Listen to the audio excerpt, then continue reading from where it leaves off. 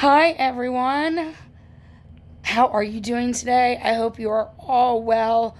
Welcome. My name is Kooch. This series is called An Irrelevant Kooch, and I hope you get some answers you're looking for, or just maybe understand where I'm coming from. I'm not sure, but my channel is called Dirty Bitches. I was waiting for 30 seconds because I hear that's how long you have to wait before you cuss. I'm not monetized or anything, but I'm still gonna try to follow follow the YouTube rules. So anyway, my name is Kooch. I have another channel called Kooch LaCream's Dollar Store Dreams, and I am a former moderator for John Yates. The reason I decided to make this video, or to make this series actually, is to explain a few things, get get some of the receipts out that I have on the situations at hand that are going on within the John Yates community, with the moderators and so forth, and myself. So my first video today that I'm releasing is regarding a daycare center, some voicemails, a former cast member from 90 Day Fiance named Andrew Kenton. He was on season 8 of 90 Day Fiance. And I'm going to go ahead and explain some things and show some messages, some Instagram messages. I'm going to play this recording from the daycare that people are accusing the voice of being me. And then I'm going to go ahead and read the script afterwards, give you some opinions about it. So that's pretty much where we are headed on this video. So I'm going to start this, I guess, with a little history regarding John Yates and Andrew Kenton, and a few other people, I guess. So last year in 2021, around April or May, a lot of people in the 90 Day Fiance fan community might recall there was a big lawsuit placed against John by this Andrew Kenton from season 8 of 90 Day Fiance. Also, Janelle Evans was on it, and then some other people I'm not really sure of exactly who they are. Anyway, so in this lawsuit, Andrew and Janelle were both claiming that John had defamed them and said things that were false. John actually never came out and said those things, and I believe that this was all dropped on jurisdiction, from what I recall anyway. So it's all over, and the people lost the case. But what's going on with me kind of started revolving around that, because Andrew Kenton already did not like John at all. Some of the people that were kind of pulling the strings behind the scenes regarding the lawsuit also really did not like John at all. They had and have some huge personal vendettas that they seem to never want to end. So Andrew's mom and Andrew both run a daycare.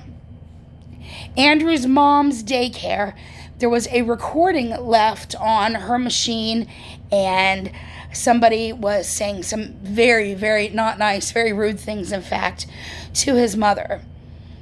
At the time, they came and accused me of this. And out of the blue one day, after I'd been a moderator for John for about 6-7 months, I received this Instagram message from this former cast member, Andrew Kenton, from 90 Day Fiance, which was very odd because I'd never talked to any reality stars, any cast members from this show. I was a fan of the show, but I didn't follow any of these people or anything like that. Like, I wasn't as deep and serious of a fan as some of the people I've met in this community. So out of the blue, I get an Instagram from Andrew Kenton accusing me of being the one who left this voicemail on his mother's daycare answering service. And I was so confused. I'm like, what are you talking about? I know nothing about this. I barely know who you are. please, whatever evidence you have, just, go directly to the cops with this.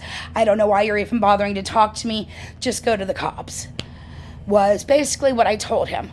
So I'm going to go ahead and show you the correspondence that Andrew and I had on Instagram. That was, I believe, back on May 5th of 2021. I am also going to play the daycare recording that was left on his mother's answering service for her daycare. And then I wrote down exactly what was said. So I'm going to go ahead and read the script so you can hear my voice with it. And then I will talk a little bit more after. So let's go ahead and get into it. Up next is the Instagram messages and the correspondence between Andrew Kenton from Season 8 of 90 Day Fiance and I.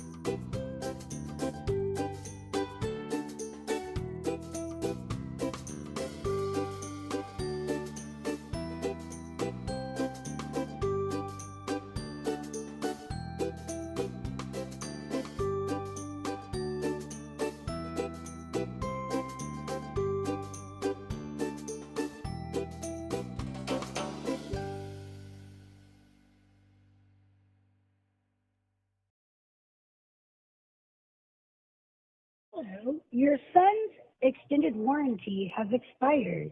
He has most recently, or forever, has been a douchebag and needs serious help. I hope and pray to God that your daycare center gets closed down because you guys are evil and need serious help. If you'd like, you can call us back at 830-555.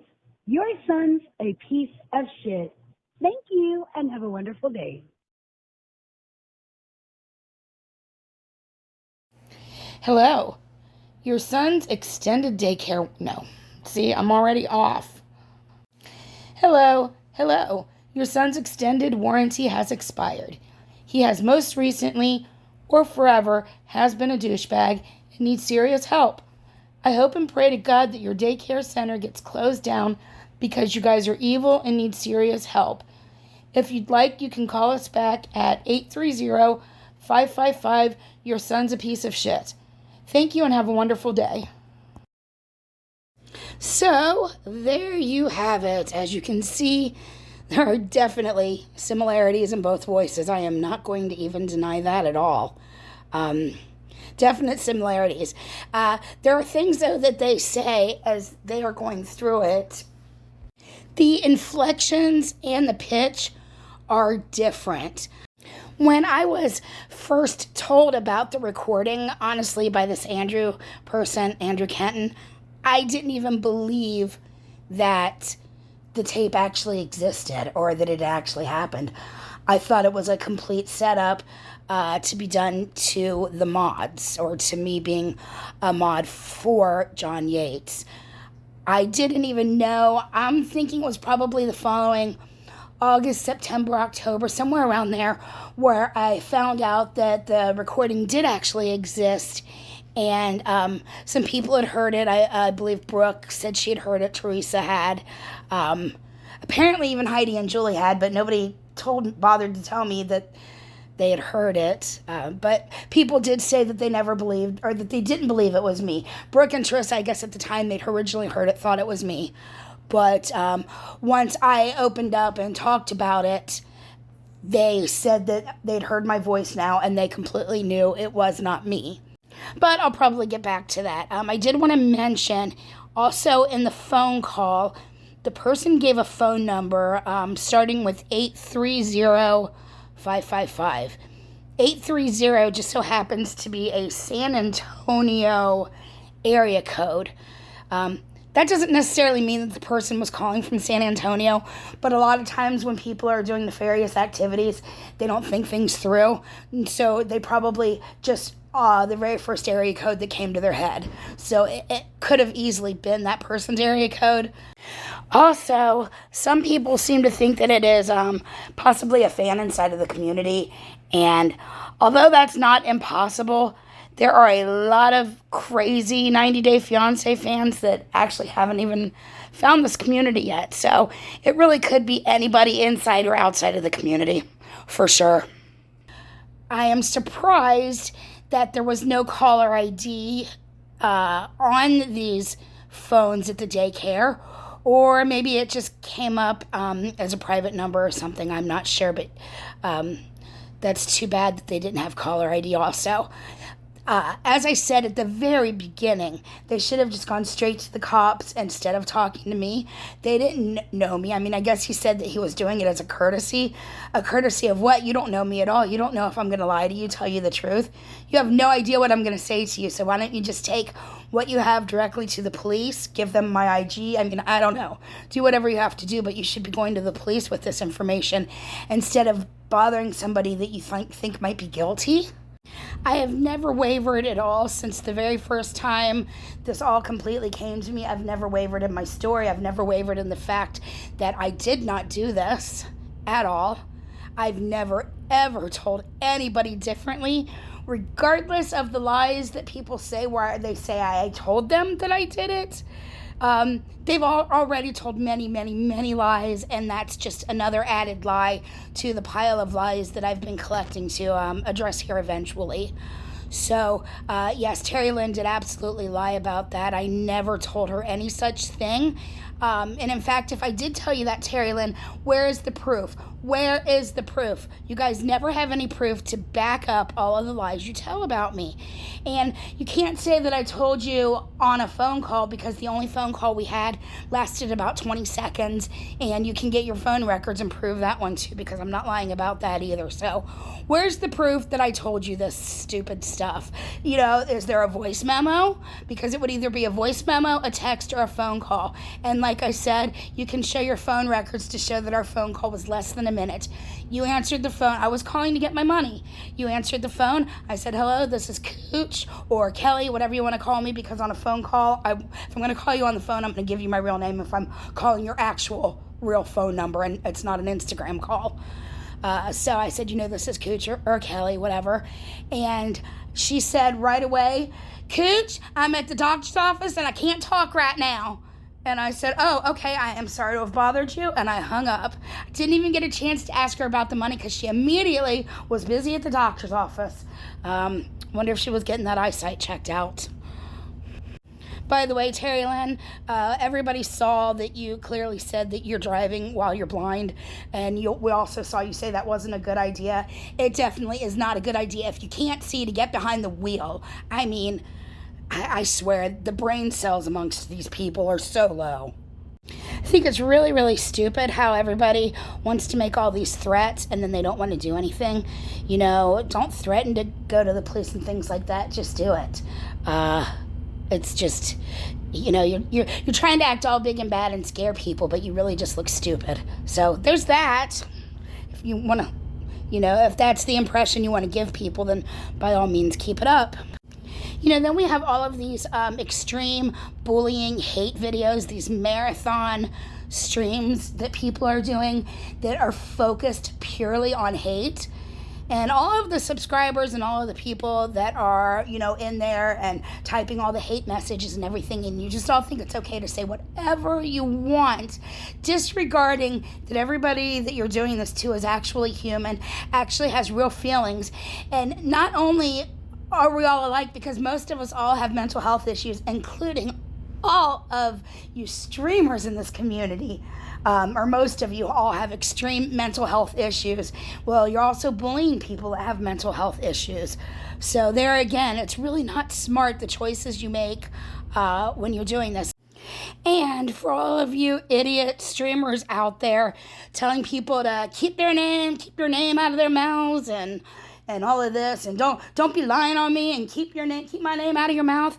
How about you try that first? It's really funny how you can sit and you can just talk shit and talk all kinds of crap on everyone, and then at the end say, keep your name out of my mouth and stop lying on me, as you just told a bunch of lies and said their names a bunch of times. And just the hypocrisy that smacks the subscribers right in the face, and the subscribers are so desperate. They're like, oh, give me more, please give me more hate. I'm going to participate in this, and I'm going to bully and hate these people just like you guys do. Even if you only show up for 30 minutes and you're like, well, I was only in there for a few minutes. I don't subscribe to all of that hate. Well, you're still going back there all of the time for your 30 minutes or whatever time you have. So you are subscribing to all the hate. You are participating in it. You're being seen in there as a supporter of it. And you never know when you might be the next one that they decide to go for 85 million hours on doing hate streams on one after the other, making complete lies up about you, and then sitting behind their cameras saying, keep your name out of my mouth and stop lying on me. But they're doing it to you. There is a specific moderator that I was thinking about addressing in this video, because the things I wanted to address have to do with this topic. However, I think I'm going to hold that off until my next video, when I address a lot of the lies that have been told on me and showing as best as I can that they were lies. It's definitely hard to prove things that you didn't do versus the people accusing you of things who are actually the ones that should be showing the proof, but they have no proof to show that you did these things. I'm going to attempt to still disprove them by showing some of the receipts that I have in my next video. I am not sure how long that will take me to get together and edit and do everything, but I would absolutely love if you decide that you are interested in seeing it to please go ahead and subscribe to my channel. Make sure you hit that like button or even the dislike button. Both will help me, and it's not even going to offend me if you click the dislike. Also, make sure you share this, leave comments. Well, if I leave the comments open, I haven't thought that far ahead, because if anybody is doing personal attacks and things of that nature, I would be deleting comments. And then once you start deleting comments, people are complaining, oh my God, they're deleting comments, blah, blah, blah. So it might just be easier to turn the comments off. So if I have them open, please leave one. If I don't, I apologize. That would be the reason why. Again, thank you so much for listening and looking at all of this. And see you in the next one. Bye-bye.